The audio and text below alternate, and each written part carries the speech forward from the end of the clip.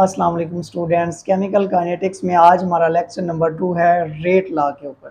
आज हमने rate law में डिस्कस करना है कि रेट लॉ क्या होता है, रेट लॉ में डिफरेंट एमसीक्यूज बनते होते हैं, किस तरीके से आएंगे, रेट एक्सप्रेशन आप कैसे निकालेंगे और रेट एक्सप्रेशन की मैथमेटिकल फॉर्म आप कैसे लिखेंगे, ये हमने आज डिस्कस करनी है। तो चलिए स्टार्ट करते हैं। रेट लॉ, रेट लॉ इस चैप्टर का मोस्ट इम्पोर्टेंट टॉपिक है। अब रेट लॉ क्या होता है? रेट लॉ हमेशा सबसे पहले तो याद रखिएगा, किसी भी रिएक्शन के रेट को आइडेंटिफाई करने के लिए, कैलकुलेट करने के लिए रेट लॉ बड़ा अहम किरदार अदा करता है। तो rate law is use to calculate the rate of reaction. Rate law किस लिए यूज किया जाता है?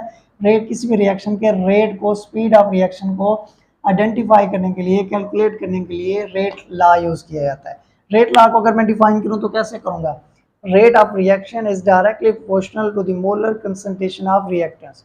किसी भी रिएक्शन का रेट जो होगा वो डायरेक्टली प्रोपोर्शनल होगा molar concentration of each reactants के। यहाँ पे प्रोडक्ट की बात मैं नहीं कर रहा, मैं बात कर रहा हूँ रिएक्टेंट्स की। तो किसी भी रिएक्शन का रेट जो होगा वो डायरेक्टली प्रोपोर्शनल होगा molar concentration of each reactants के। फॉर एग्जांपल मैं एग्जांपल लेता हूँ, रिएक्टेंट ए, रिएक्टेंट बी, इसने चेंज हो जाए प्रोडक्ट सी में। तो हमारे पास ये रिएक्टेंट है और ये प्रोडक्ट है। तो ऊपर हमने पढ़ा है rate of reaction is directly proportional to the molar concentration of reactant A, molar concentration of reactant B. Rate of reaction is directly proportional to the molar concentration of reactants. अब ये direct relationship proportionality constant directly proportional को जब हमने इसको replace करना है तो फिर हमारे पास हो जाएगा rate is equal to k molar concentration of reactant A and molar concentration of reactant B. अब ये हमारे पास के जो है इसको हम कहते हैं रेट कांस्टेंट। इसको हम क्या कहते हैं?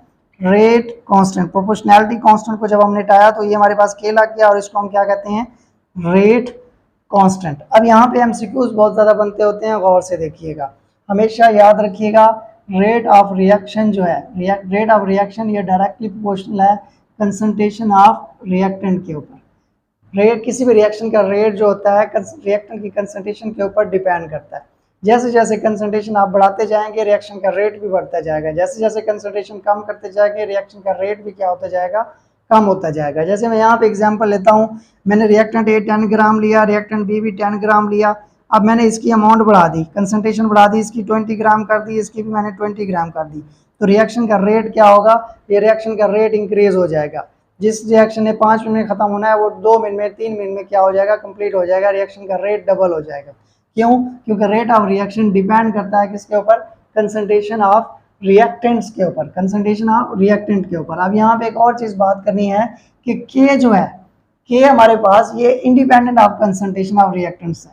ये किसके ऊपर डिपेंड? ये रिएक्टेंट की कंसंट्रेशन के ऊपर डिपेंड नहीं करता। ये क्या है? इंडिपेंडेंट है। बट के जो है ये डिपेंड करता है, but it depends upon temperature. ये टेम्परेचर के ऊपर डिपेंड करता है। के जो है ये डायरेक्टली प्रोपोर्शनल है किसके? टेम्परेचर के। रेट कांस्टेंट डायरेक्टली प्रोपोर्शनल है टेम्परेचर के। जैसे जैसे आप टेम्परेचर बढ़ाते जाएंगे रिएक्शन का रेट भी क्या होता जाएगा? रेट कांस्टेंट भी क्या होता जाएगा? बढ़ता जाएगा। रिएक्शन का रेट भी बढ़ता जाएगा। यहाँ पे एक एमसीक्यूज बनता है जो बहुत इंपॉर्टेंट होता है।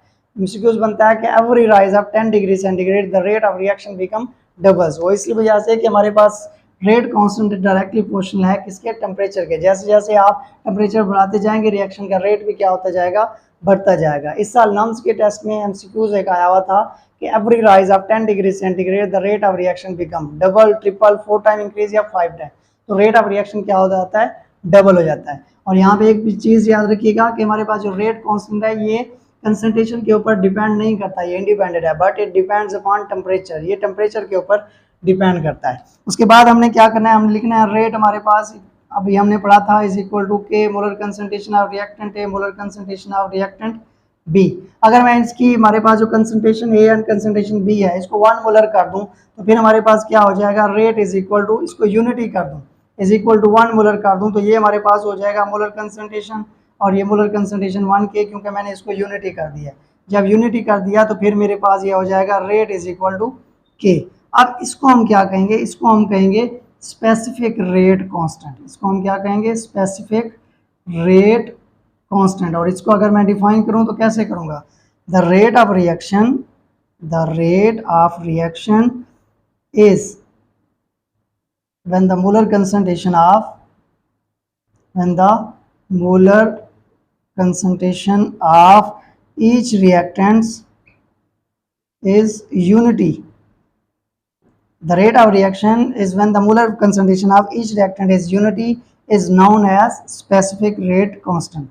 The rate of reaction when the molar concentration of each reactant is unity is known as specific rate constant. तो रेट जब इक्वल हो जाएगा k के तो ये हमारे पास क्या हो जाएगा, ये हमारे पास कहलाएगा स्पेसिफिक रेट कांस्टेंट के। अब यहाँ पे एग्जांपल आ जाती है कि आपने रेट एक्सप्रेशन निकालें, रेट कांस्टेंट निकालें या हमारे पास किसी भी रिएक्शन का रेट निकालें, तो एग्जांपल हम देखते हैं कि रेट एक्सप्रेशन हमने कैसे निकालना है।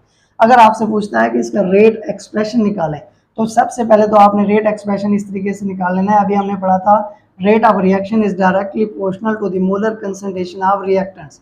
अब रिएक्टेंट हमारे पास क्या है, नाइट्रोजन डाइऑक्साइड है, ये हो जाएगा हमारे पास पावर में, तो ये हमारे पास rate is equal to proportionality constant को मैंने साइन को हटाया तो क्या आ जाएगा KNO2 स्क्वायर, इसकी पावर में चली जाएगी।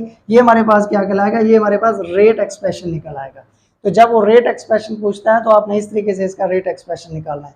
और अगर पूछता है ऐसे न्यूमेरिकल फॉर्म में कि वैल्यूज फाइंड आउट करें या पुट करें तो फिर कैसे फाइंड आउट करेंगे। कह रहा है कि नाइट्रोजन डाइऑक्साइड, ये नाइट्रोजन डाइऑक्साइड जो है ये गैस है, ये एयर पोल्यूशन काज करती है, ये कह रहा है कन्वर्ट हो रही है जी NO+O2 में, और कह रहा है कि initial concentration of NO2 was 0.35, इसकी कंसंट्रेशन कह रहा है कि 0.35 है। What was the initial rate of rate constant, कह रहा है कि के अगर हमारे पास ये है तो हमारे पास रेट कांस्टेंट या रेट हमारे पास इनिशियल रेट ऑफ रिएक्शन क्या होगा।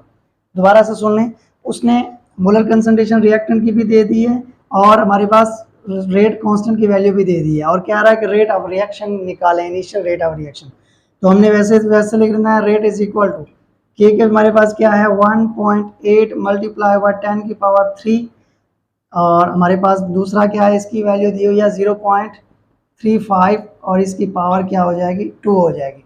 जब इसको आप मल्टीप्लाई करेंगे तो हमारे पास क्या निकल आएगा, रेट निकल आएगा किसी भी रिएक्शन का। इस तरीके से कोई और एग्जांपल दे सकता है, कह सकता है कि PCl5 ये कन्वर्ट हो रहा है PCl3 प्लस Cl2 में, इसका रेट एक्सप्रेशन निकालें। तो आप कैसे निकालेंगे, rate is equal to k molar concentration of reactant, ये हमारे पास क्या हो जाएगी, ये हमारे पास हो जाएगा रेट एक्सप्रेशन। तो इस तरीके से आपने एग्जांपल डिफरेंट लेनी है और आपने क्या कर लेना है, इसका रेट एक्सप्रेशन आइडेंटिफाई कर लेना है। और यहाँ पे एक और बात भी याद रखिएगा, इसका जो भी आंसर आएगा, इसका 2.2 जो भी मैं सपोज कर रहा हूँ आंसर आ गया है, तो इसका यूनिट हमने क्या लेना है, यूनिट हमारा होगा मोल पर DM³ पर सेकेंड। क्यों, क्योंकि हमने रेट ऑफ रिएक्शन में पढ़ा था कि इसका यूनिट क्या होता है, मोल पर DM³ पर सेकेंड। तो ये था हमारा आज का रेट।